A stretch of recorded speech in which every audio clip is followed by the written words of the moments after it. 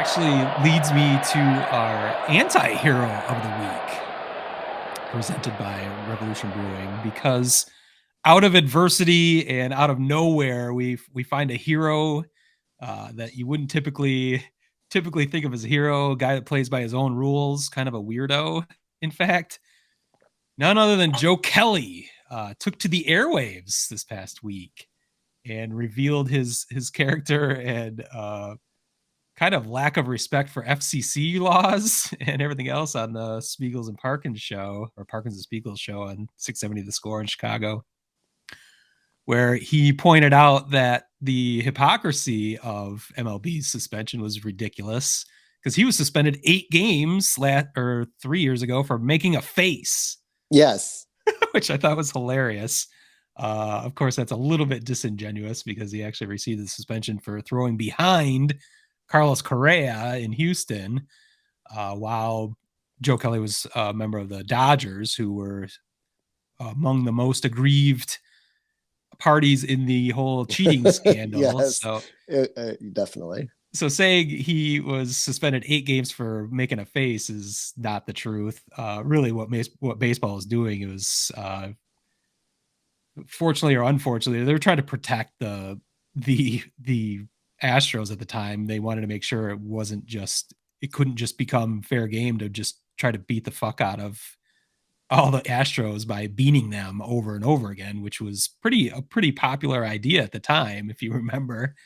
I think they needed to send a message to the rest of the league that you can't it's not open season on all Astros hitters, no matter how the greater population might feel, if that was justified or not. But Joe also led the league in F-bombs on live radio. I believe he had 4 fucks in 2 minutes, and to which Parkins and Spiegel, they're a fun group. They are. It's a good show.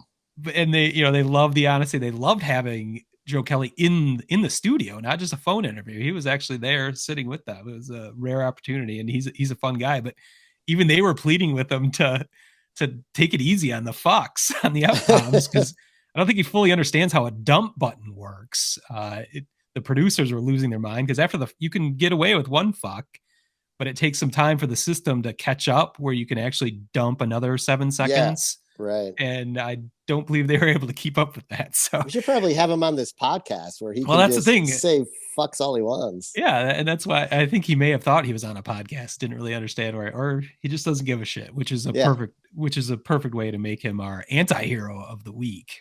Yeah, and I think he just summed it up perfectly, where he just simply he said Josh Donaldson is a fucking douchebag. Yep. That couldn't have summed it up any better. There you go. Just a 1 sentence. You don't have to everyone else had a statement. All the other White Sox players had statements. He just thank you. He's a douche. We're out. Summed it up.